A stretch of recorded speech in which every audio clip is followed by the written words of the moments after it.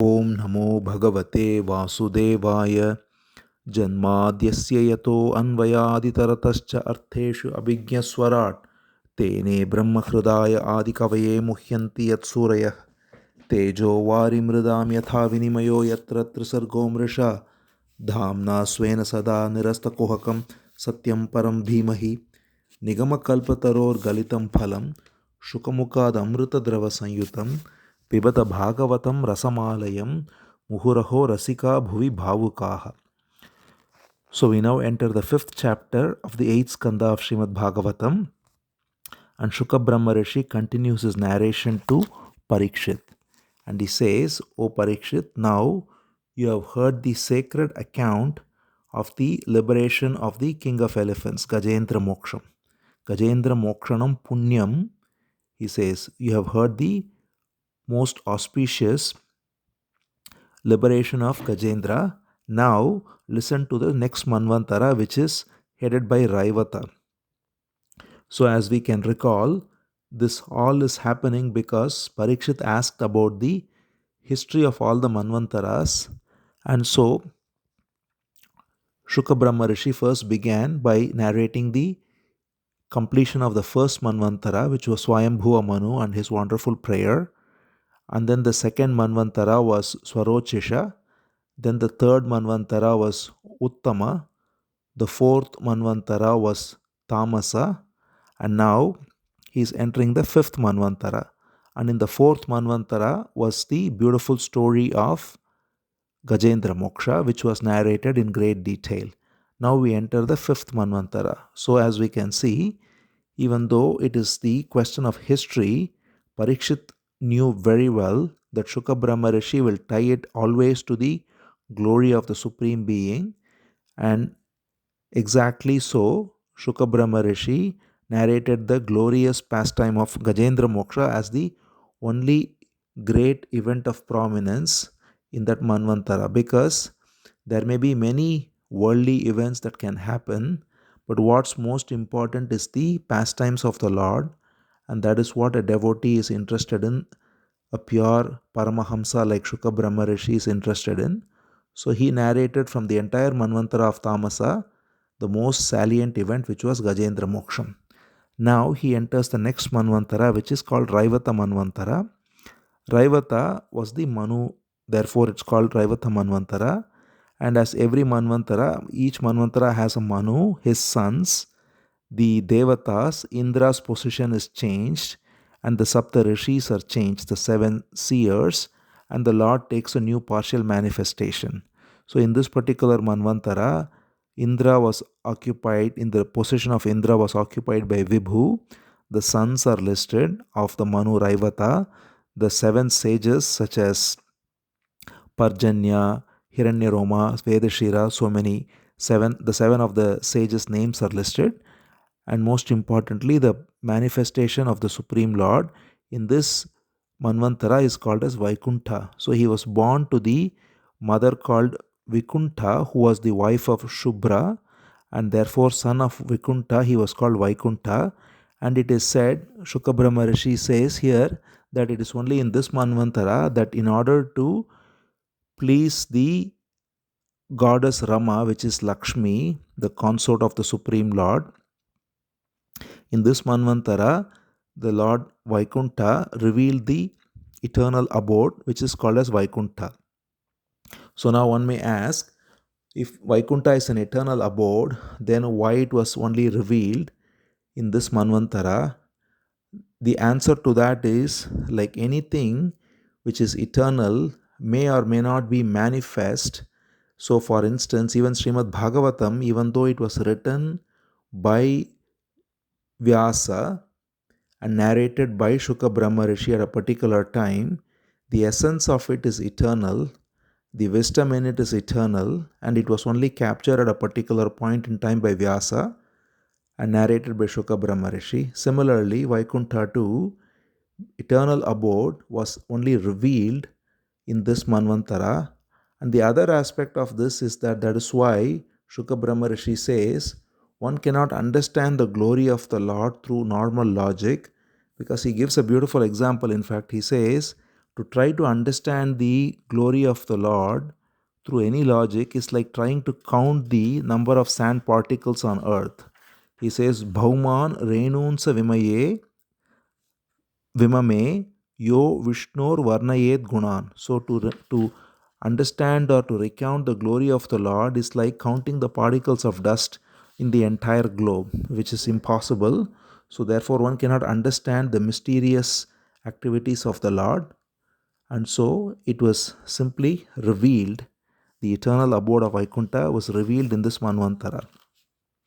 Then he moves on to the sixth Manvantara, which is called Chakshusha Manvantara, because the Manu's name is Chakshu, and again he has sons. The names of the sons are listed, and the Indra is occupied by Mantra Druma, and the seven rishis are listed, such as Sumedha, Uttama, and so on.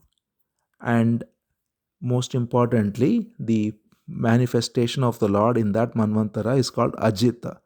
Ajita means one who cannot be conquered. And so in this Manvantara, it is said that he manifested as Ajita.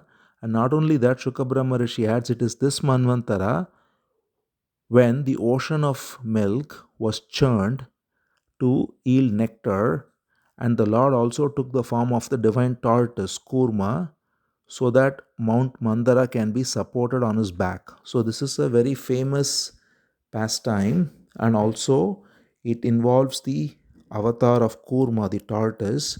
So this is mentioned by Shuka Brahmarshi that in this Manvantara, along with appearing as Ajita, he also helped with the churning of the ocean to yield the nectar, and he also, to enable that pastime, appeared as tortoise on which Mount Mandara was supported. So this whole churning of the ocean of nectar is a very beautiful symbolic pastime again, which represents the very churning of one's own mind.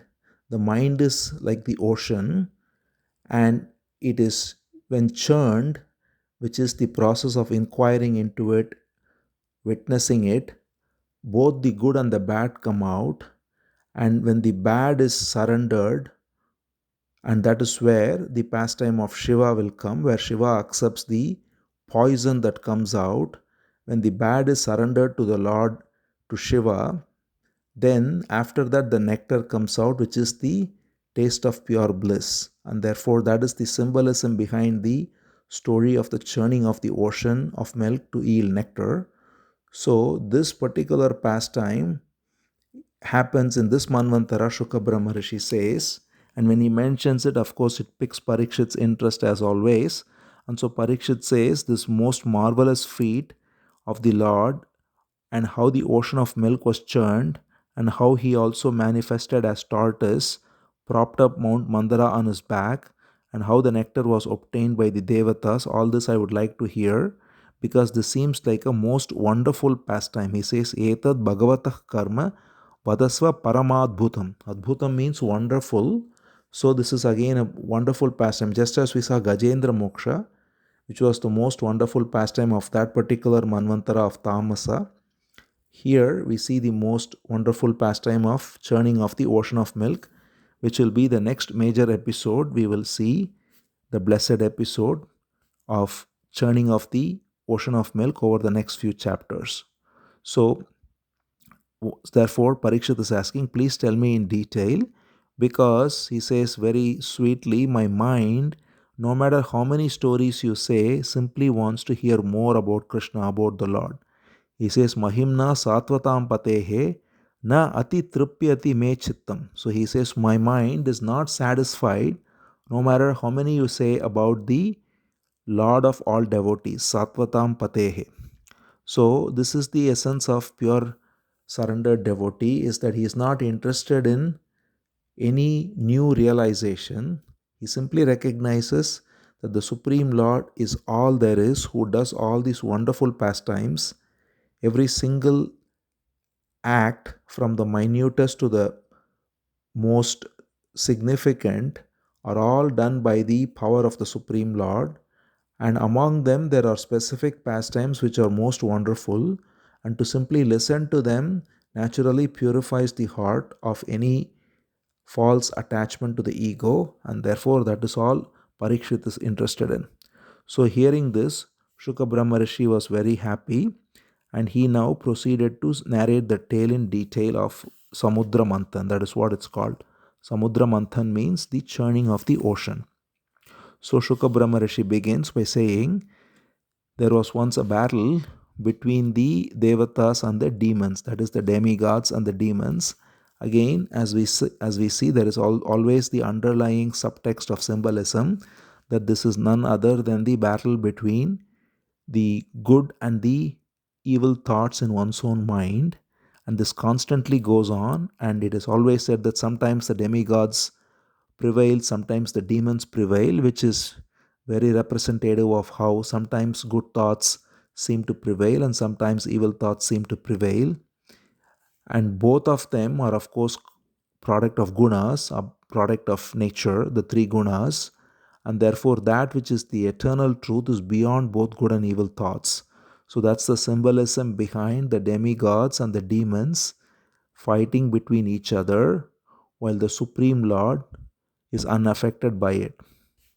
And therefore, here also the story begins by saying that the demigods were attacked by the demons, and in this particular battle, they fell dead in large numbers. And not only that, they were cursed by the sage Durvasa.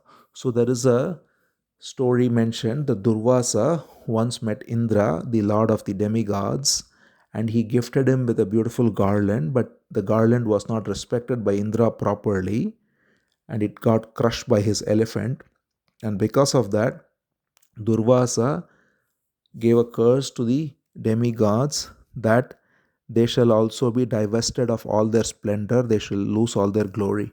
So, here, two things are to be noted. One is that it symbolizes the arrogance that comes over one's good actions. So, many times people do some good actions, they engage in charity or some pious activity, and then there is an ego that builds over it, and that is what Indra represents here by the pride that he has, the arrogance he has when he meets the Rishi Durvasa.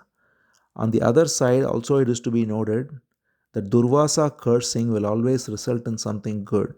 So we have seen this before in the last episode of Gajendra Moksha as well, that Agastya cursing the king Indradyumna resulted in him becoming Gajendra, and it resulted in his moksha, in his liberation. So the great sages, when they curse, it actually is a blessing in disguise, and therefore Durvasa especially is known for cursing with anger, and yet he reveals only the glory of the Lord through his curse. And here also we shall see how it brings forth the glorious Samudra Manthan, or the ocean's churning. So because of the curse of Durvasa, Indra was lost. Indra was devoid of all his splendor, and because of that he was not able to fight the demons, it is said, and the demons had an upper hand. And so, very worried that they are losing their numbers, Indra, Varuna, and all the devatas, the demigods, they mutually consulted. They couldn't do anything among themselves, so they decided to approach Brahma. So Brahma is the creator, as we saw, the one who is assigned the job of creation by the Lord. He is, one can call, as the topmost devata. So he is the first devata that is coming forth from Bhagavan, who is the creative energy of Bhagavan, and therefore Brahma is approached by the devatas. And Brahma, upon listening to them and hearing their complaint, he closed his eyes and he focused on the Supreme Lord. And then he, of course, naturally said, there is nothing to worry, because we cannot solve these things ourselves. We simply have to surrender to the Supreme Lord, and that's the way to solve this problem. So he says, Vrajama Sarve Sharanam Tam Avyayam. To that immortal Lord, let's surrender. So this is again very symbolic of how, when we are caught in any conflict, when there is even a fight between good and evil, even in our own mind, we may try to devise ways and figure out the right way to handle and so on, and that always results in confusion, anxiety. And yet, if we simply surrender to the Supreme Lord and take a moment and just let it go and surrender to Him, then the right intelligence comes forth by which we can act properly. So that's what Brahma here indicates by saying, not to worry, we cannot figure this out ourselves. Let's simply surrender to the Lord. Let's go to Him because He is the source of everyone. He lists beautifully all you devatas and all the demons too. So Brahma reminds that do not forget that just as you and I have come forth from Him, the demons have also come forth from Him. So it's all His pastime. The vegetables even have come forth from Him, the plants, the trees, the animals, and humans, of course, everyone here in all planes of being are all coming forth from the same one Supreme Lord. So let us therefore seek refuge in Him because He is of the nature of being completely impartial. He does not take any side.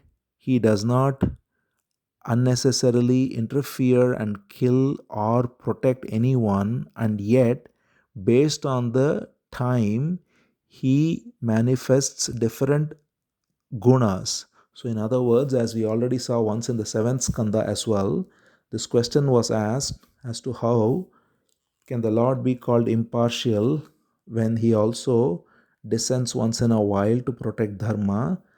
And Shuka Brahmarshi beautifully explained that it is all dependent on the cycle of creation. During the cycle, when Dharma has to be sustained, when goodness has to be sustained, He descends to protect Dharma. During the cycle, when evil takes an upper hand, when demons take an upper hand, He gives them the power to take the upper hand. And when during the cycle, when everything has to be destroyed, He gives the power by which the whole creation is dissolved. So, in other words, He doesn't take any partiality at any given time, but depending on the cycle of creation, it seems as though different forces are supported at different times. And we see this all the time, even now. There are times when a particular kingdom or a particular civilization is going up and seemingly on top, and it seems like God is behind them. And then after some time, they fall down and they dissolve, and then their enemies think God is behind them. But in reality, all of this is simply a cycle, and through different phases of the cycle, different forces are given the necessary power for the Leela, for the pastime to continue. So that's why Brahma says He doesn't take any sides, and yet He makes sure the right time, the right forces are supported, and He says now is the time for sattva, the mode of goodness, to be supported. He says present is the time for maintaining the equilibrium in the universe. So Brahma, being a wise being, he says that this time is appropriate to seek protection of the Lord, because this time is appropriate for maintaining the equilibrium of goodness, and therefore He shall take care of us. So let's go to Him, let's seek shelter in Him, the Guru of the whole universe. He says, Tasmat Vrajamah Sharanam Jagat Gurum Swanam. So the Supreme Lord, the Supreme Guru of everyone, let's go to Him. So, having said so, he takes all of them and he goes to the abode of the Lord Ajita. So, as we saw in this particular Manvantara, the Lord is manifested as Ajita, the one who cannot be conquered, the one who is beyond Maya, beyond all ignorance. And there, with a collected mind, Brahma uttered a beautiful divine prayer to the Lord. And this prayer, again, is a very beautiful prayer that Brahma offers to Lord Ajita here. He says, we bow to you, O Lord. And he describes the nature of the Lord. He says, you are changeless, infinite, most ancient, dwelling in the hearts of all beings, unconditioned, incomprehensible through reasoning, quicker than mind, indescribable by speech, and worthy of being sought as one's refuge. So these are all, every single word is so perfectly describing the Lord. The verse is Avikriyam, Satyam, Anantam, Adyam, Guhashayam, Nishkalam, Apratavyam, Manograyanam, Vachasa Niruktam, Namamahe Devavaram Varenyam. So every word is so precisely describing the Lord. It says He is without any change. He is the truth, Satyam. He is Anantam. He is infinite, without any beginning or end. He is the most ancient Adyam. He is dwelling in the cave of the heart. Guhashayam. Guha means cave. So the one who dwells in the cave of the heart is the Supreme Being as Paramatma. So as we have always seen, Bhagavatam very clearly, beautifully says, Bhagavan or the Supreme Lord is seen in three ways. Brahmeti, Paramatmeti, Bhagavaniti Shabdyate. Brahman is the infinite Lord who is the substrate of the whole universe. Paramatma is the presence in the heart of every living entity. The Atma, the pure spirit that abides in the heart of every living entity, is Atma or Paramatma. And Bhagavan is the manifestation of the Lord in various forms. So here we see the form of Ajita, and we have seen the form of the Lord as Narasimha, the glorious form. We will see the form of Ram and Krishna, which are the most beloved forms. So every form is the form of Bhagavan, executing various pastimes in different forms. So these three are all one and the same, and that's the mystery of the Lord. He is the infinite Lord who pervades the whole universe. He is the one situated in the heart of every living entity as the witness, and he is also mysteriously the one who descends as avatar. And the glory of avatar is that the avatar is so easily available to engage in loving devotion. The other two, the infinite, all pervasive Lord as Brahman, and the one in the heart, the cave of the heart as the witness, as Atman, are abstract and not perceivable, and only conceptually one can understand it, but that understanding is not the reality because he is beyond all understanding. So he, out of his infinite compassion, makes himself available as Bhagavan with name and form, and that is the third aspect. So Brahma here describes all three beautifully. He says changeless, infinite, that is the Brahman, and then he says Guhashayam, that is, he is the one who resides in the cave of the heart, who is beyond all speech, who is quicker than the mind, who is incomprehensible through any reasoning, who is not describable through speech, and he is also Bhagavan, who is manifested as Ajita in this particular form that Brahma is praying to. So he says, we resort to you, O Lord, the perfect one, because you know, he says, you are the knower of every activity. You are the knower of the mind, the intellect, the ego, all the vital airs, all the senses of perception. So every activity, there are 24 elements. We saw the whole essence of matter, Prakriti, which is defined by Sankhya, the senses of perception, the senses of action, and the five elements, the subtle elements, the mind, the intellect, the ego, the memory. So Brahma says, you are the knower of all of that as the pure spirit, pure consciousness, and you are beyond both ignorance and knowledge. If ignorance is like darkness and knowledge is like light, he says you are even beyond the duality of ignorance and knowledge, because you are the supreme being from whom both ignorance and knowledge also come forth. And therefore he says, the Vedas declare that the whole universe is like a wheel, a fast rotating wheel, which has got as spokes the various 15 aspects of the senses and the vital airs.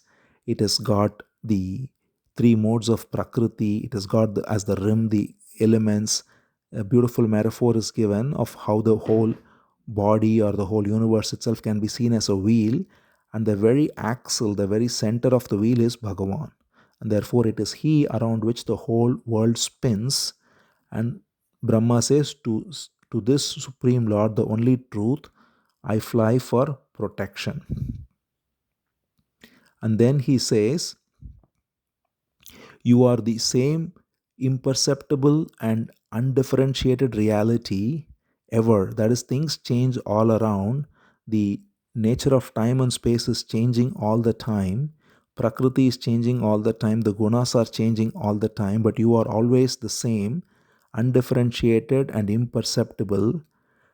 And you are always situated as the true friend in the heart of every living entity. So, as we know, every living entity, every one of us, we are caught in various activities. We identify with the body, we identify with the senses, we identify with the mind, the intellect, all the rest, and yet there is the eternal presence in the heart as pure witness in the cave of the heart. And this pure witness as in the cave of the heart is Bhagavan. So he is the dearest friend of all because he is always present in the heart. He is always watching everything without any judgment. He is completely unaffected by it. He is unconditioned by any activity. Even if we engage in the most sacred activity, he remains an unaffected witness. Even if he engage in the most horrible activity, he remains the unaffected witness. And therefore, he is always there, unconditionally available. So, that is the nature of the Supreme Lord, and he cannot be realized through reasoning. So, one of the fallacies is to logically approach this and to thereby, through the process of negation, remove everything else and logically ascertain that the Supreme Lord is the witness. And this is all fine at one level, but in reality, that is still a thought conception and it's not the actual recognition of the Supreme Lord, because anything that is recognized by thought is still witnessed by the Supreme Spirit, and therefore it will lead to only infinite regress. So the any conception we might have is still an activity with subject and object, and that which is the underlying substrate of the subject and object is the Lord. And that's why Brahma says you are not capturable through any reasoning or logic, but if one surrenders to you completely, then you are available always as the ever shining Lord in the cave of the heart. And that is what all the yogis also seek, he says. And therefore, Brahma says, let us bow to the ruler of all the Devatas and all the demons too, who moves equally in all created beings and who is never touched by Maya, even though Maya comes forth from him. And then he says, even though we as devatas are made of sattva, so as we know, the quality of the three guna, sattva, rajas, and tamas, sattva predominates in the demigods, and rajas predominates in the demons, rajas and tamas. So, this is again, as we said, that's why it symbolizes good thoughts and evil thoughts. Our good thoughts are predominated by sattva, and the evil thoughts are predominated by rajas and tamas. So Brahma says, even we cannot comprehend you with mode of goodness, then you are even less comprehensible for those who are caught in the mode of rajas and tamas. So that's why it is another way of pointing out that one who is caught in bad thoughts, one who is caught in adharmic activities, for him it is extremely difficult to realize the Lord. So it is important to transcend from that to the mode of goodness. But even mode of goodness is not capable of perceiving him, and therefore from mode of goodness, if one surrenders as Brahma does, only then one can realize him. So Brahma continues by saying, everything therefore comes forth from him. He lists beautifully in every verse. Now he says, the Lord of infinite glory, the Lord of infinite power, the Lord of supreme glory, he says, Mahavibhutihi, may he be gracious upon us. And the Lord he describes, he says first, the whole earth, which contains all the living entities, all the various created beings, animate and inanimate creatures, this is like your feet. So he now proceeds to describe various aspects of creation in a beautiful symbolic way. And he says, oh Lord, this whole earth is like your feet. May you be gracious upon us. He says, Prasidatam Nahasa Mahavibhutihi. O Lord, who you are of such infinite glory that this earth is simply like your feet.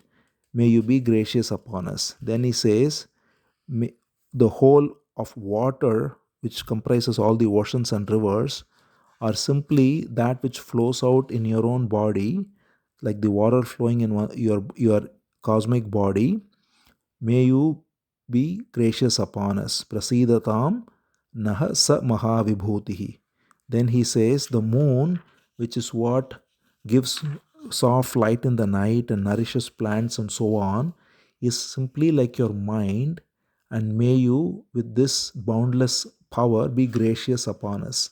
Prasidatam naha sa mahavibhutihi. So every line he describes different aspects of the Lord and says, may the Lord with such glory that the earth is simply his feet, that the water is simply is the water running in his body, the moon is simply like his mind, the fire element is simply like the very fire in his belly, and fire is primarily meant for now Brahma says here, the purpose of fire is to offer sacrifice. So whenever we use fire in any way, whether we cook with fire or whether we eat and therefore digest with the digestive fire, the purpose of it is not for sense enjoyment but to offer it as an offering to the Lord, because everything is ultimately consumed by the Supreme Being in the form of the elements. And therefore, Brahma says, the fire, which is simply like your mouth, and he says, the sun, which is like your eye, the vital airs, the 10 vital airs, which is like your breath, the various quarters, that is the directions, the 10 directions, the 4 cardinal directions, and the 4 ordinal directions, and then top and bottom, up and down. The 10 directions are like your ears. And then he says, in this way, every verse he says, Prasidatam naha sa mahavibhutihi. O Lord, with such glory that the earth is like your feet, may your grace be upon us. With such glory that the sun is like your eyes, may your grace be upon us. With such glory that the fire is simply like your mouth, may your grace be upon us. With such glory that the quarters are like your ears, may your grace be upon us. And then he says, similarly proceeding, he says, all the various devatas, that is, he says, all the demigods, every one of them are simply different aspects of your potency. He says the creation, that is Brahma himself, is the potency of intellect. The destruction, which is the potency of Rudra, is the anger of the Supreme Being, that is the fire of dissolution. The meters, the various Vedic meters like Gayatri, are like the sounds coming from the Lord, and the Prajapatis, the Daksha, and so on, we saw, who are the responsible beings for bringing forth creation, are also coming from your creative power. And therefore, Brahma says, may you, O Lord, with all these infinite potencies, may your grace be upon us. Prasidatam nahasa mahavibhutihi.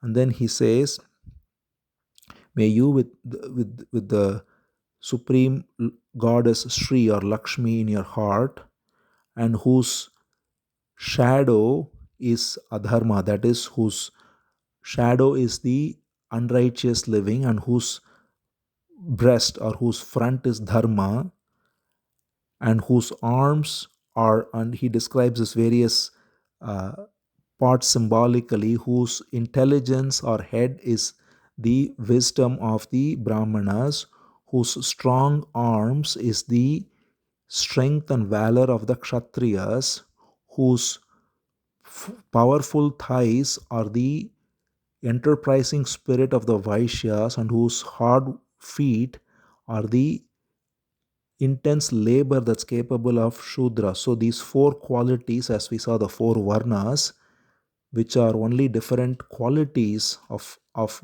human beings, they are all coming forth from the Lord. So Brahma beautifully says, all of these are coming forth from you, the humans with all their various propensities. And may you, with all these infinite powers that bring forth all the various types of humans, may your grace be upon us. Prasidatam nahasa mahavibhutihi. Then he says, even all emotions, whether it be love or greed, whether it be sexual desire, or whether it be grace, whether it be glory, whether it be any type of emotion, including time itself, the time spirit that kills everyone, that devours everyone, all of this come forth from you. May your grace be upon us. So again, we see how the wholesome picture is given, that all emotions, when we recognize that it is the Maya of the Lord that brings forth good and evil, it brings forth love and lust, it brings forth peace and greed. So Brahma says, you bring forth all emotions as well with your infinite glory, and may your grace be upon us. Prasidatam nahasa mahavibhotihi. And then he says, all the five elements, time, destiny, the modes of nature, material universe, everything comes forth from you through your own yoga maya, and it is incomprehensible, and therefore the learned do not even try to understand it. So this is the mystery that is very important, is if we try to understand the material world, it is like the endless maze. So even scientists who are trying to understand even the nature of a particle, they find that the more they understand any particle, there is deeper layers and there are subparticles, and it is an infinite regress, because the nature of material world is such that it is inscrutable and incomprehensible. And therefore Brahma says the truly wise ones do not even attempt to understand it except for what is necessary to engage in their day-to-day living, and they simply surrender to you. Such is your glory, may your grace be upon us. Prasidatam nahasa mahavibhutihi. And then he says, O Lord, therefore I offer my obeisance unto you, in whom all the energies are dormant, who are always in peace and supreme bliss, and who is never attached to anything, and who simply remains as the unaffected witness of all. He says, Namostu tasma upashanta shaktaye swarajya labha pratipuritatmane. He says, O Lord, so finally he concludes his prayers by saying, in essence, you are always in supreme bliss and peace. Your mind is always unaffected, which is to say, there is no mind. It is a way of saying the Supreme Lord, as the pure spirit, remains unaffected with ever still, peaceful bliss, and who is like space or air, in that it is unaffected no matter what goes through it. And to such Supreme Lord I offer my obeisance, Namostute. And then he therefore, after concluding this prayer this way, he says, now be pleased to reveal yourself in such a way that we can behold you. So the most important aspect here is Narada is so far praying to Ajita without being able to behold him. So he is praying to, as we said, the Brahman who is Paramatma, and therefore we saw the whole prayer addressed to those two aspects, the infinite glory of the Lord as the entire creation, as all the elements, the sun, the moon, and all the various aspects of life itself, which is all pervaded by the Supreme Lord, and as the unaffected witness in the heart, which is Paramatma. And having glorified him as Brahman and Paramatma, now he says, please reveal to us your form, which is lotus-like countenance, which is Bhagavan. Because he says, you take diverse forms, so many forms out of your own sweet will, and now you have taken this form. Please reveal to us this glorious form so that we can behold your lotus-like countenance. And then he says, very beautiful instruction here that Brahma says, you, first of all, when you take any form, you engage in activities that are beyond comprehension. But then he now switches to how people are working. He says, normally people are working so hard and yet their activities are meaningless. He says, Klesha bhurya alpasarani karmani viphalani va. Normally people, this is compared to how donkeys work. This is how conditioned beings are working. They are working so hard. A donkey is shown a carrot in front with a stick, and to get this dangling carrot, the donkey is working like a donkey, working so hard all through the day. And then after the end of the day, it is given a small carrot at best, And then for that carrot, it again works hard the next day. And ultimately, all of this work means nothing to the donkey, and all it gets is some carrots, which are meaningless. So, this is compared to the activities of the hardworking, conditioned beings who are working crazy. Klesha Bhuri Alpasarani, Brahma says, the people put in so much effort, so much hard work, all for this dangling carrot, which is meaningless ultimately and futile. On the other hand, if one surrenders unto you, then it involves so little exertion and it gives the highest results. Dehinam Vishayarthanam na tathaiva arpitam tvayi. If one is surrendered to you, though, then it takes no effort at all to surrender and it gives the most everlasting result. So, this is the difference between the material consciousness and spiritual living. In material consciousness, one is constantly working hard, thinking that all that there is this body and wealth and family, and working hard and always running here and there out of desire and fear, and yet all that is snatched away. They are all meaningless and futile. So, beyond keeping the body and soul together and having the basic facilities to work harder and harder for material arrangements is like working like a donkey, Brahma says, and that's what people do. Whereas the one who surrenders, he has very little exertion and he gets the most ultimate everlasting result. So it's a very beautiful teaching. The beauty of Bhagavatam is that every prayer, while glorifying the Lord, also gives the most practical teaching for sadhana, and it reaches our heart directly through this way. And therefore, Brahma here concludes by saying, even a small action surrendered to you is enough, because that makes one realize the freedom of being completely unattached, and you being the very self of the jiva and being the most beloved, you are realized by this act of surrender. And therefore, Brahma says, just as a tree is fed, nourished by watering its root, all the trunk and branches and leaves are all nourished by simply watering the root. Similarly, one can nourish oneself and the whole world and his family and everything by glorifying and surrendering to the Supreme Lord Vishnu. He says, Yatahi Skandha Shakhanam Taror Moolavasechanam Evam Aradhanam Vishnoho Sarvesham Atmanaschahi.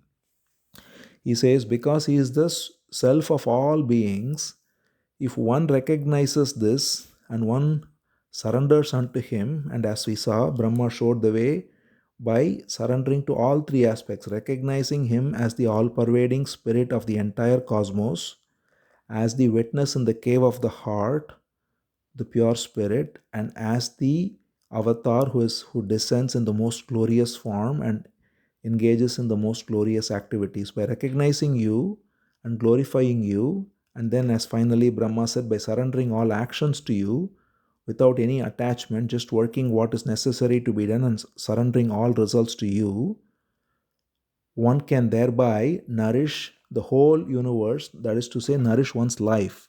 Our universe is our life, and our whole life is nourished, that is to say, our own body and our relations and our financial situation. Everything is taken care in an appropriate way, with neither too much nor too little, just what is necessary. And most importantly, inner peace and happiness is bestowed by recognizing and surrendering unto you, just as by simply watering the roots of a tree, the whole tree is nourished. But if one foolishly goes and waters the branches separately, the trunk separately, that does not benefit the tree at all. And that is the normal activity of humans who are there to gratify the body or gratify one's relation separately or gratify one's career and so on separately.